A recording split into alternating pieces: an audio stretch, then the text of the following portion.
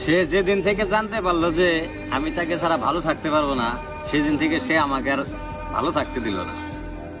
একটা কথা কি, তুমি আমার ভালোবাসাটা কখনোই বুঝো নাই। তুমি একটা জিনিস ভাবলা না, এই পৃথিবীতে এত মানুষ থাকতে আমি তোমার নিয়ে ভালো থাকতে চাই। মানে টাকা পয়সার কাছে তুমি আমার ভালোবাসাটা তুচ্ছ হয়ে চলে গেলে আমার রেখে। আমি তো তোমার অনেক ভালোবাসতাম।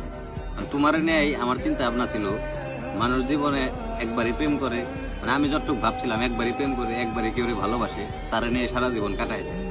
আমিও ঠিক এরকম একটা স্বপ্ন নিয়ে তোমার আমি ভালোবাসছিলাম। তবে আমার একটা জিনিস সবচেয়ে বেশি খারাপ লাগলো, মানে ভালোবাসাটা দেখান যায় না। যদি ভালোবাসার জায়গা বা ভালোবাসার স্ট্যান্ডার্ড যদি দেখান গে, তো আমি মনে করি তুমি হয়তো অনেক কান্না করে আমারে ধরতা যে তুমি আমার সত্যি আমার এত ভালোবাসো। কিন্তু আমি তো তোমার কখনো বুঝাইতে পারিনি। মানে তোমার সাথে ভালো ব্যবহার করছি, চলাফেরা করছি, কথাবার্তা করছি, কিন্তু তোমার আমি মানে আমার অনুভূতিটা আমি তোমার বুঝাইতে পারিনি।